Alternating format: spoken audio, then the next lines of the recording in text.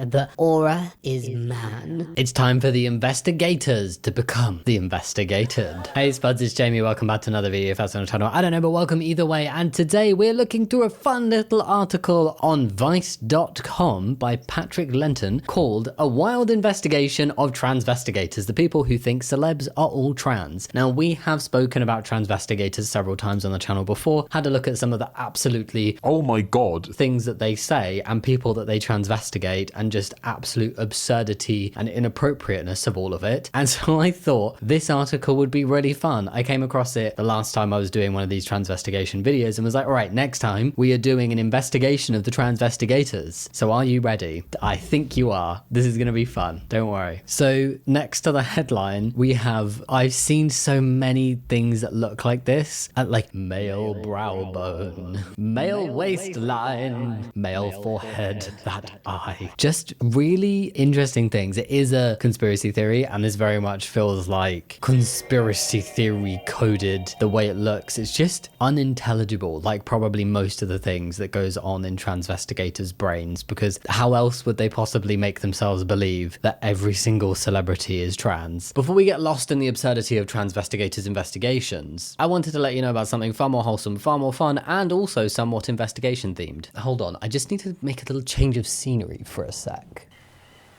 Much better. Hello. In the theme of investigating, I'm going to give you a few clues to guess what I'm talking about today. So what do you get when you combine fun and a boat? Your first clue. And what do you get when you combine a missing drag queen with the powers of detection? Your second clue. Have you got it yet? If not, no worries, I'm going to get rid of the suspense by combining an LGBTQ+ game made by LGBTQ+ people, and you get Merge Cruise. Thank you to Merge Cruise for sponsoring today's video. And we can go back home now for the next part.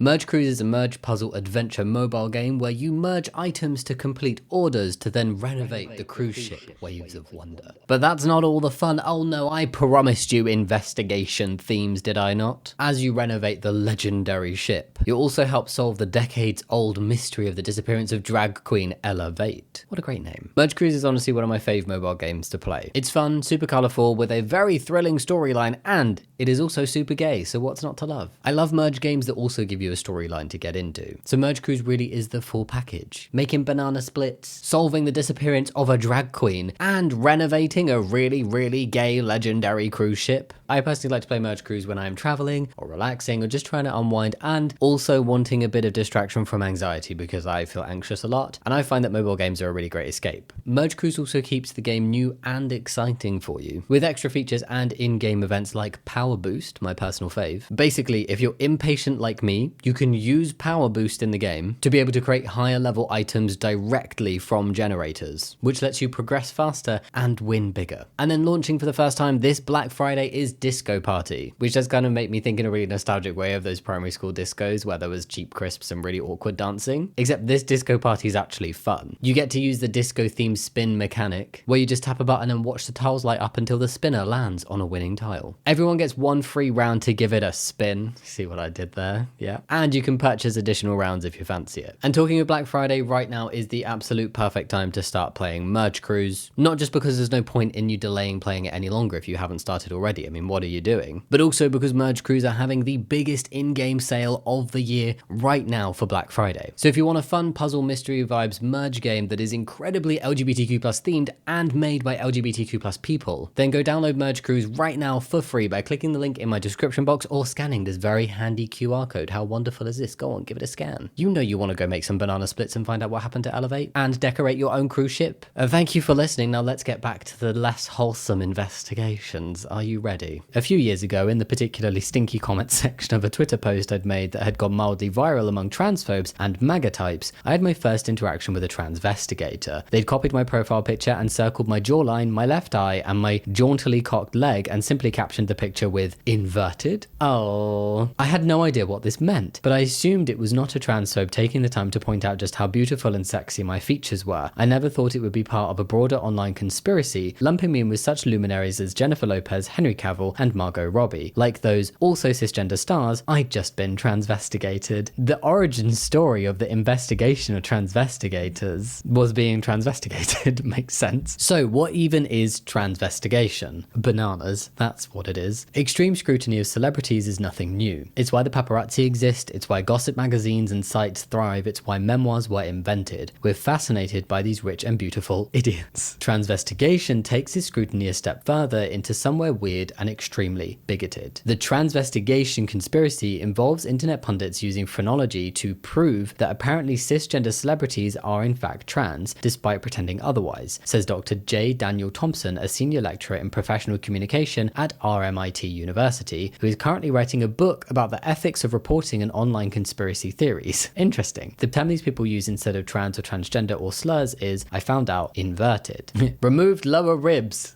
Marilyn Monroe. I don't know if this article is going to get into it, but I just think at the very top of like what is transvestigation, the deep-seated roots in racism and misogyny really need to be pointed out, because often a lot of the people who are very specifically targeted and not just like transvestigated on a whim are people like Michelle Obama and Serena Williams. They are people that come up time and time again, particularly Michelle Obama. There is a huge deep root of racism behind transvestigators and misogyny, with women in particular and black women in particular not living up to Western ideals of femininity and beauty. And so therefore, because they don't, they're being called a man. But then on the other hand, there is also just this conspiracy theory that thinks every celebrity has exchanged their celebrity status and their fame and their fortune for being trans. That is the payoff. So there's kind of like two buckets.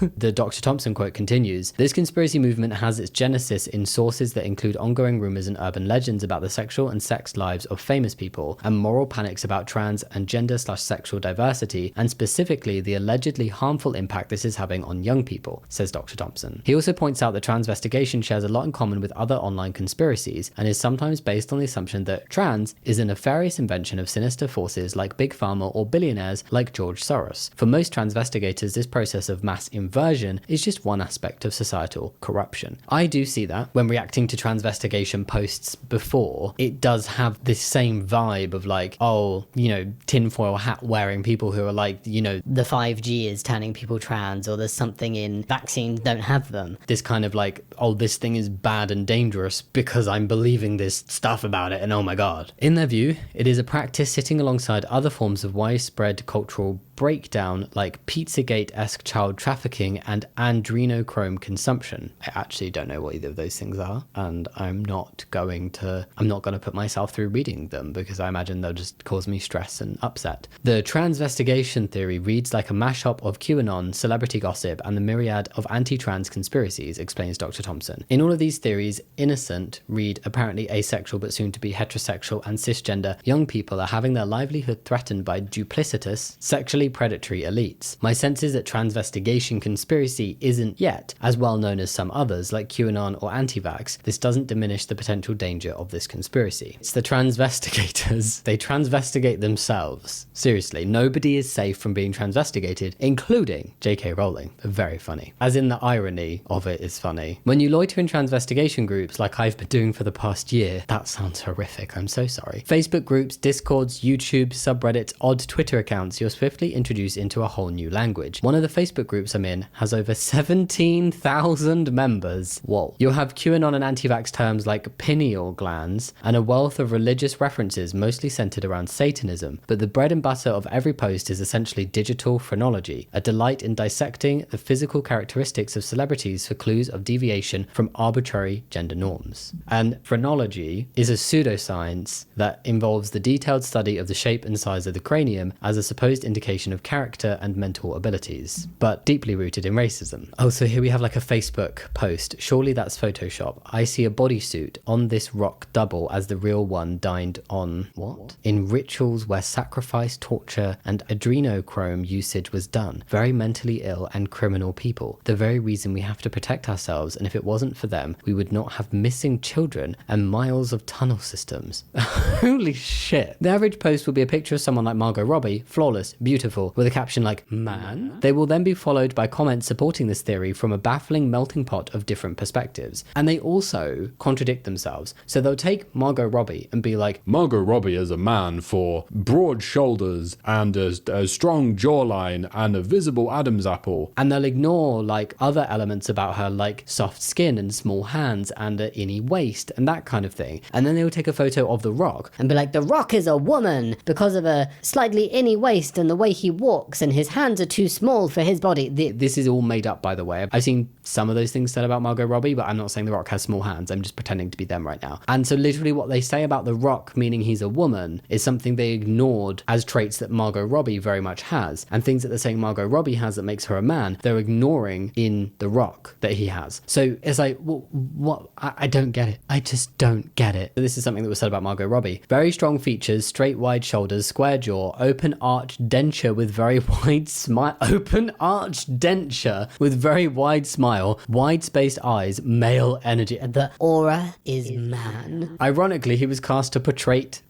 the Barbie doll, says one comment with multiple likes. Some transvestigators have different tells they rely upon in their research. It's so generous to refer to it as research. I've never looked at a pile of shit and gone, research. I found one who seeks out what they call a wonky eye. I've heard of this one. I've seen this. Who had posted hundreds of photos of celebrities squinting against the sun or a camera flash,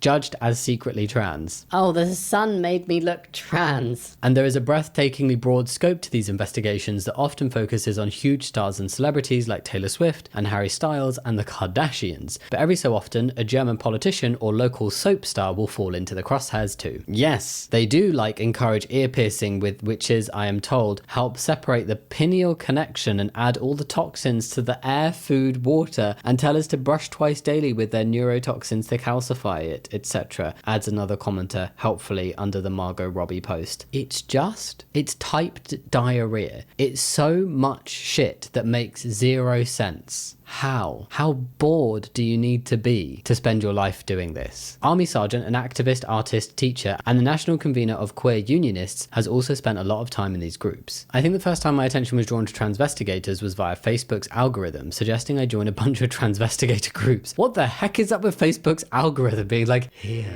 you want to join this conspiracy theory, don't you? I guess it sees I'm in some trans activist groups and can't tell the difference between the two. Fascinating. I joined a few of them to see what was going on and went down the rabbit hole, she tells Vice. Often the posts and discussions in these spaces are so ridiculous they can be really funny. When I post screenshots from these groups on Twitter, a lot of people can't believe there are really communities of thousands of people who believe all this stuff. No pride in promoting perversion to our children. Sargent says that one of the wilder posts she's seen recently was going wild at an AI-generated photo of Emilia Clarke, claiming she was obviously hiding something down there and critiquing the proportions of the AI-generated illustration of her pixel by pixel to prove the actress is, in truth, really a man in disguise. The thing is as well, not only is this really creepy, and the fact that they're now doing it to AI-generated images of celebrities is just more bonkers than it ever was before, because that's not a real person in the image. The people just don't look like themselves. There's something off. There's also something off with this piece of hair. But the fact that they're looking at something pixel by pixel, that's not a real human being. That's really bizarre behavior. One other thing that comes up is like, why do they do this? It's weird and it's inappropriate. But also, who cares? You're not uncovering some big thing that's going to change the world or help people. Who gives a shit if a celebrity is trans but hasn't told anybody? It's none of your business anyway. It wasn't even a decent AI image, says Sargent. It was a really obvious mid-journey rendering. I guess when you have no media literacy, and in particular no visual literacy, you're extra susceptible to conspiratorial propaganda. That's a word. Is transvestigationism a joke or dangerous? I think it's a mix. I wouldn't be surprised if quite a lot of people in the groups as well don't really buy into it, but they're just there for the laughs. While transvestigation is objectively ludicrous, there is still a danger involved in them. Just like PDF tunnels and beautifully flat earths, a lot of that danger is to the people who fall prey to these ideas, who are often marginalized and at risk. This kind of conspiracy also contributes to a broader culture in which factually baseless information, including conspiracies, disinformation, and fake news, has become normative and reported on, sometimes uncritically, by mainstream media outlets, points out Dr. Thompson. But the key danger with the transvestigation conspiracy is that it could further promote hostile and dehumanizing attitudes about trans and gender diverse community. It also reinforces like pseudoscience methods that have roots in racism, and also Western ideals of beauty and femininity and masculinity, and a lot of misogyny. Because that's the thing about transvestigation, while it's defined by extreme examples, it still follows the same logic towards trans people that governs TERFs and other transphobes. It still relies on the idea that there is a correct or incorrect way of expressing gender. Transvestigators have just decided it's because of a huge interconnected celebrity conspiracy. I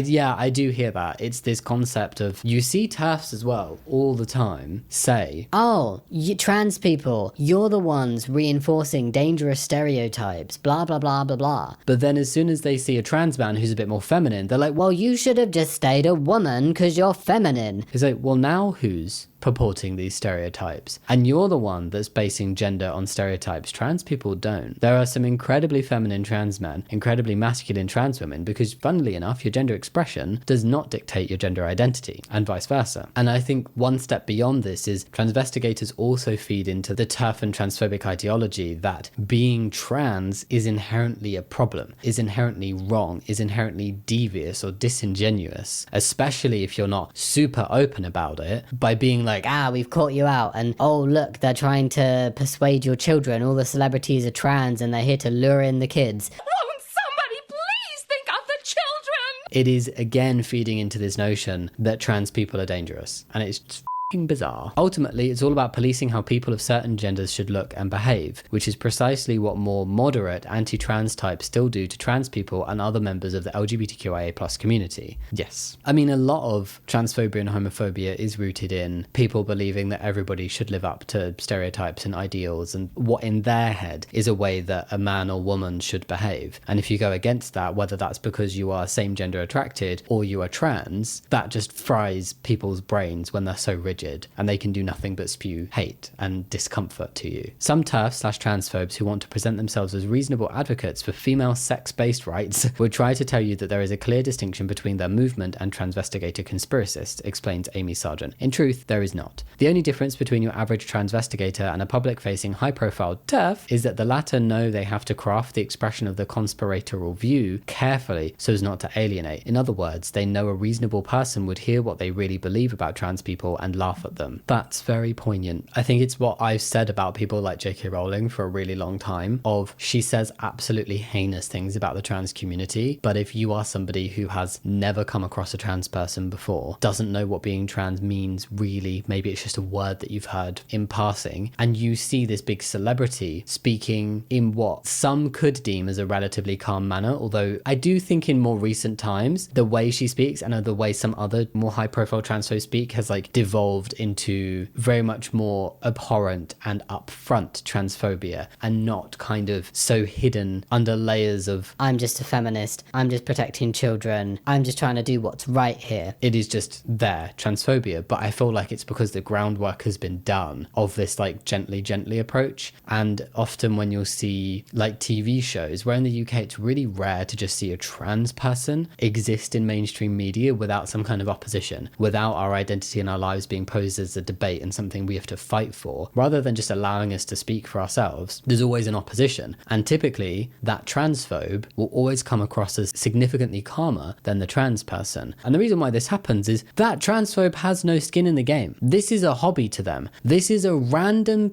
thing in the world that they've latched onto and decided it's a good use of their time. They don't actually really give a shit. What they care about is belittling trans people. They don't actually have a cause they're fighting for. Some of them may believe they are, but I don't believe there's any real passion behind it for many of them. So when you see a transphobe and a trans person, the transphobe is basically saying, I don't think you deserve to exist. but really calmly and really sweetly, and hiding it behind like, I'm just trying to protect children and women, you know? and then the trans person's getting getting very understandably upset, literally sat there fighting for their right to exist in this world, obviously the trans person is going to come across as being more angry and more reactive. But that's just because they are literally fighting for who they are. They're not just there on a random Wednesday afternoon doing their hobby. So I think sometimes it can be really easy for these transphobes to be quite manipulative, incredibly manipulative, and be like, But I'm calm. You're getting angry. Look, people watching at home, at this angry trans person. I'm just sat here saying my opinion, and I'm allowed to do that. it's